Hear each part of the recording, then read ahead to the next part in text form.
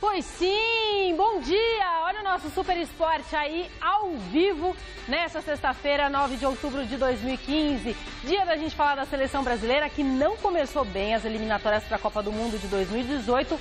Na Rússia, o Brasil encarou o Chile no Estádio Nacional de Santiago e perdeu por 2-0. O São Paulo, após a saída de Juan Carlos Osório, apresentou ontem o técnico Doriva, que vai comandando mais um treino no tricolor na manhã desta sexta-feira. Daqui a pouquinho a gente vai trazer todas as informações. E temos ainda as notícias do Corinthians, do Palmeiras, do Santos e muito mais com o Osmar Garrafa aqui comigo no estúdio daqui a pouquinho. Pois sim, e nessa manhã muitos brasileiros caíram na água para a repescagem da 9ª etapa do Mundial de Surf que está sendo disputada em Rossegor, na França.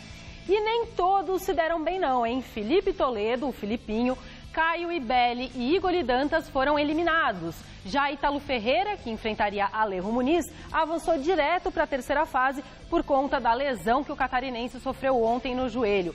Jadson André e Miguel Pupo tiveram um duelo disputadíssimo nessa manhã e Jadson levou a melhor na última onda. Vale lembrar que o vice-líder do ranking, o Adriano de Souza, o mineirinho, atual campeão mundial Gabriel Medina e o Thomas Hermes já estão garantidos no terceiro round. É, vovozinha, a 12ª edição do Troféu Mesa Redonda está chegando. Muito glamour, muita pompa. Você já pode votar para eleger os melhores jogadores do Campeonato Brasileiro 2015. É só ir lá, gazetaesportiva.net e em cima da opção Troféu Mesa Redonda e mostrar a sua seleção, tá? Além dos destaques de cada posição, recebendo o tradicional Troféu Mesa Redonda, né? Esse ano, presta atenção, também teremos uma premiação especialíssima. O melhor jogador da competição vai ser homenageado com o Troféu Gazeta Esportiva. Lembrando sempre de agradecer a Lux Color, a Baltec e a Kron, que estão do nosso lado em mais essa edição do Troféu Mesa Redonda. Ontem, no Estádio Nacional de Santiago, a seleção brasileira, vovó, estreou nas eliminatórias para a Copa do Mundo de 2018 e se deu muito mal diante do Chile. Confira. Perder, ninguém gosta, né? Mas a partida estava muito igual, principalmente no primeiro tempo, a gente controlou bem, conseguiu alternar bem a bola de um lado ao outro. No segundo tempo, a gente teve vários contra-ataques, na última passagem a gente não tomou a decisão mais correta. Tomamos um gol onde nós já sabíamos que era bola rápida no primeiro pau, que é uma das características da equipe do Chile, né? E mesmo assim, no final, tivemos 2, 3 chances de ocasiões de gol, com a bola passando na frente da área ali, faltando um homem para entrar. Mas foi um jogo, até o gol, bastante parelho. Deu ruim, né? Meu empate não... Eu não tô boa desses negócios aí de falar de placar, não. Eu vou parar. Parei. Eu falei 2-1 Chile, né? Você falou, eu falei empate. Então, e foi um jogo muito fraco, tecnicamente. A seleção brasileira foi muito passiva, né? O resultado em si foi normal, era o que se esperava, Anitta, porque a seleção chilena já está formada há um bom tempo, ela é a atual campeã da Copa das Américas e a seleção brasileira ainda não se encontrou, além de não contar com a sua principal estrela. Então a gente até previa que o Brasil pudesse perder. Agora, o que não dá para entender, o que não dá para aceitar é a passividade com que o time jogou ontem, né?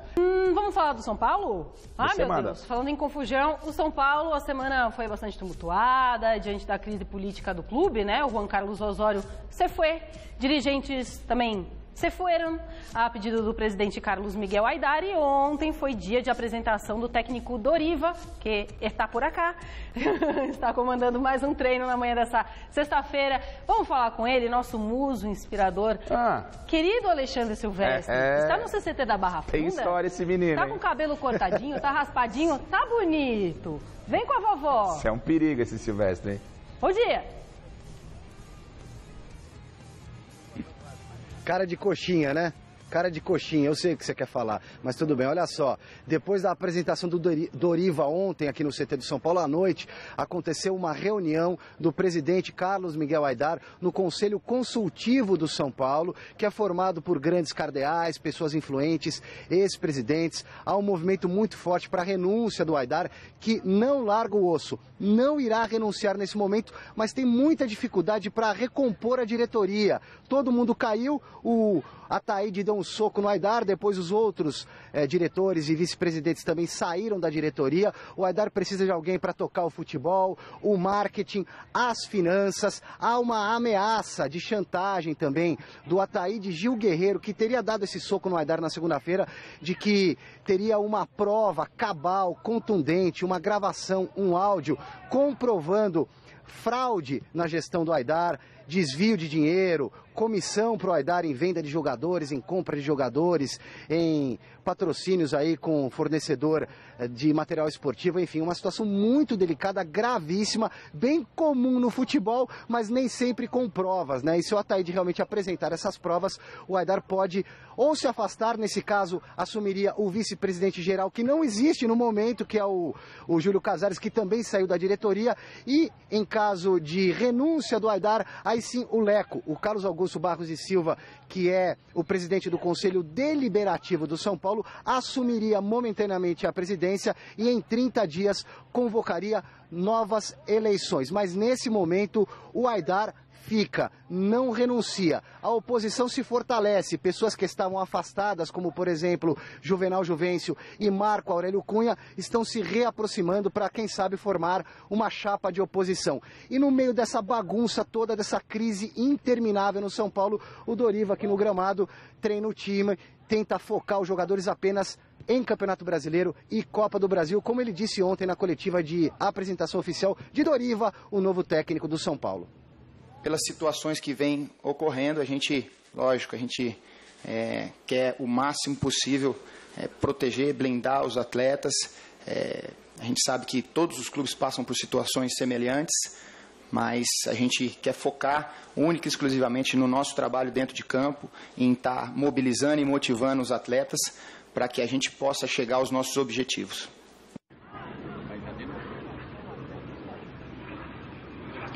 A boa notícia, ouvindo hoje o rádio pela manhã, vindo aqui para o CT, o meu colega de profissão Jorge Nicola disse que o Rogério Ceni está de braços dados com o Doriva, foram parceiros no início da carreira dos dois, dividiram até quarto na concentração. O Rogério está fazendo a fita bonita do Doriva para os outros jogadores, então a galera deve realmente abraçar o Doriva nessa empreitada rumo a título de Copa do Brasil inédito, ou quem sabe vaga na Libertadores através do G4 do Campeonato Brasileiro. Eu vou dar as costas um minutinho para vocês, porque o time está treinando. O Doriva já coloca um time titular. Lembrando que 2 jogadores estão na seleção olímpica, Rodrigo Caio e Lucão.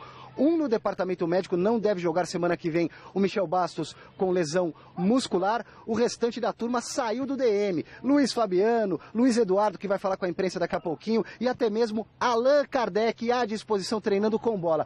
No time de hoje, peço desculpas mais uma vez, de costas aqui para vocês, é Rogério Ceni, Bruno na lateral direita, uma espécie de 4-2-3-1, aí tem Luiz Eduardo e Breno na zaga, Carlinhos de volta à lateral esquerda, nesse momento treinando o Reinaldo.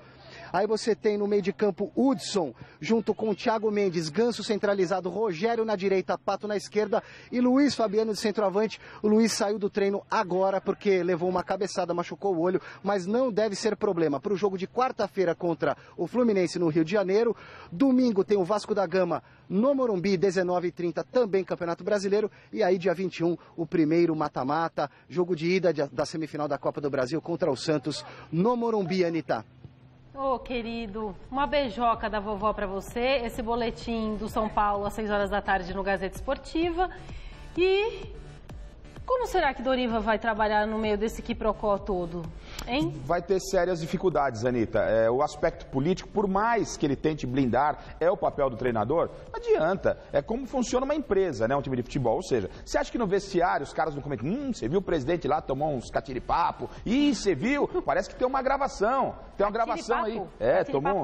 Tomou um sarrafo aí, uma porrada no escutador de tango, né? Ah, tem uma gravação. Você lembra o Ataíde que era... Ele tem uma gravação falando do suborno, né? Ou seja, o vestiário acaba, porque o São Paulo é um conjunto de situação. Então isso, querendo ou não, por mais que o Doriva, que acabou de chegar agora e precisa mostrar trabalho, vai ter sérias dificuldades de evitar que esse tipo de problema político possa refletir dentro de campo. Talvez até seja bom, né? Porque aí ele fala, galerinha, vamos nos fechar? Vamos na nossa turma, na nossa turminha? Quanto ao apoio do Rogério Ceni, é natural, o Rogério tem mais 2 meses do São Paulo, no máximo de 13 a 14 jogos, se o São Paulo chegar até a final da Copa do Brasil para encerrar a carreira, e o Rogério quer muito encerrar com o título. Então é óbvio que ele vai fazer o caminho correto para que o Doriva possa ter o carinho dos jogadores. Mas é uma situação complicadíssima e só o tempo vai dizer, ou só os jogos vão dizer se o São Paulo vai ou não sentir o reflexo político dentro de campo. Muito bem. No Corinthians, o destaque da entrevista coletiva de ontem foi o goleiro Cássio, que na próxima quinta-feira vai comemorar 200 jogos com a camisa do Timão. Não é para qualquer um não, hein? Reportagem do Fernando Gavini. Quem é o melhor goleiro do Campeonato Brasileiro? Cássio responde na lata. Eu. Por quê?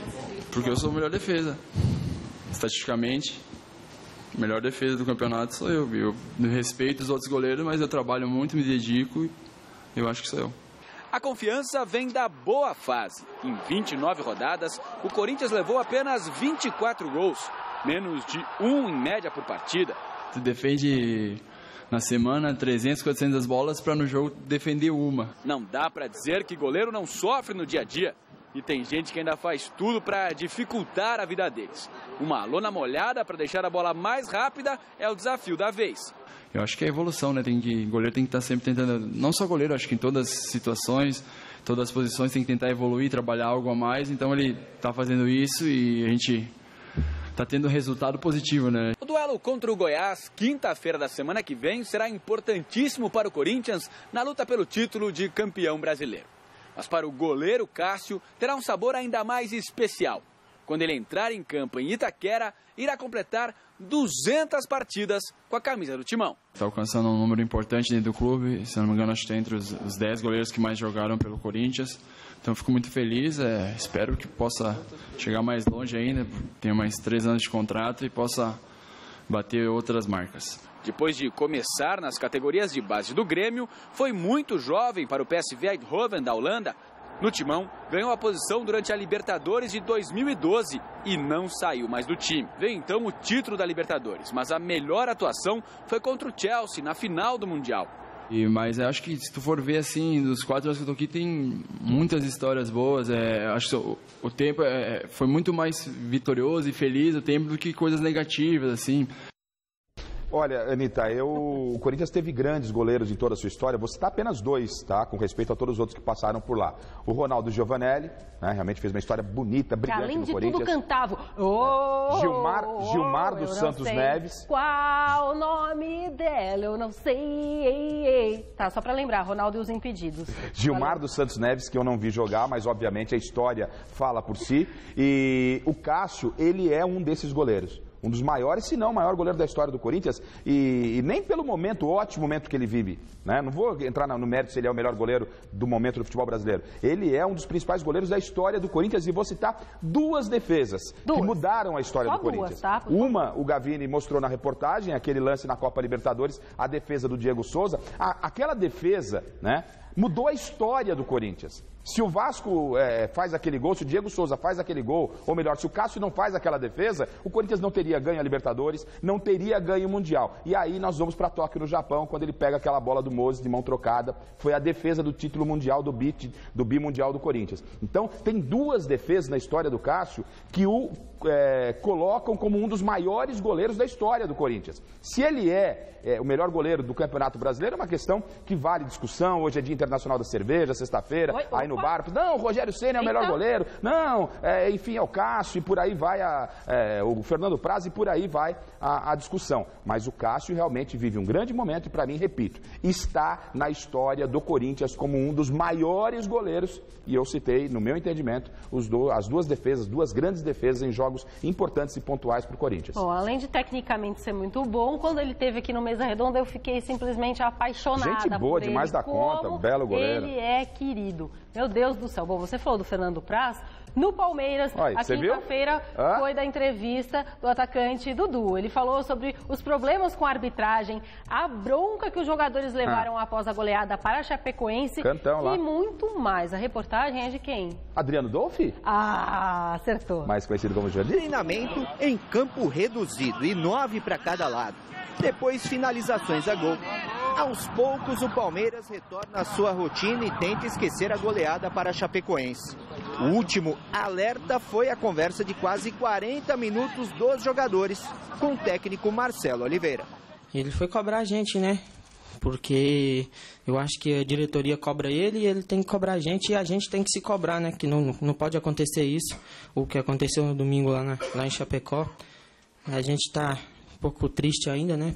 Pelo ocorrido. Agora a gente já tem um jogo importante contra a Ponte, um time difícil. Falando em cobrança, Dudu mudou um pouco a sua postura dentro e fora de campo, desde a chegada do técnico Marcelo Oliveira. Testou eu para jogar como meia, graças a Deus deu certo, não tenho que ficar correndo muito atrás do lateral, cansando. Correr atrás do lateral cansa um pouco. E quando eu pego a bola ali na frente eu tenho mais fôlego, mais perna para poder fazer as jogadas. O atacante, que segundo a diretoria do clube vem sendo perseguido pela arbitragem, falou sobre a incômoda situação. Os árbitros esse ano tá um pouco complicado, né? Não é só comigo, acho que no todo do Campeonato Brasileiro. Mas acho que eu não tenho que preocupar com isso, tenho que focar no meu trabalho aqui no Palmeiras. Isso aí eu deixo para a diretoria, para o presidente, quem tiver de falar. O meu papel dentro de campo é só entrar e ajudar bem o Palmeiras. Vovó, até o microfone lá do Palmeiras agora é verde, né? Essa sala nova de imprensa. Hoje à tarde eu vou lá conhecer. Ficou legal. Eu também quero ir lá. Posso ir com você? Lógico, podemos ir. Pode dormir lá, comer, tem tudo. Tem spa. Dormir não sei. Diz que tem agora a banheira de fazer massagem, hidromassagem. Escuta. Dormir e banheira também, melhor não. Vamos, né? Escuta aqui. Vamos manter a naturalidade. Você tá falando o quê? Entrevista coletiva. Não, falando o seguinte, que o Dudu tem que jogar bola. Mas ele mesmo falou que mas não adianta ficar nesse discursinho, não, esse é um problema da diretoria. Aí quando ele vai a campo, ele se transforma. Ele vê um cara ou de amarelo ou de vermelho. Falar como ele faz? Lembra da Vera Verão? Epa! Jogador não! Eu sou um quase... Atleta profissional. E tem que se comportar como tal, né, Anitta? Esquecer a arbitragem e jogar bola, essa é a receita pro Dudu. Acabou o programa? Já? Agora, 10h57 e 42 ao vivo, e 43, e 44, e 45, e 46. E eu vou nessa então. Boa Beijo. Revista da Bom Cidade, fim de semana, hein? Jane. Daqui a pouco eu volto no Gazeta Esportiva. Gente...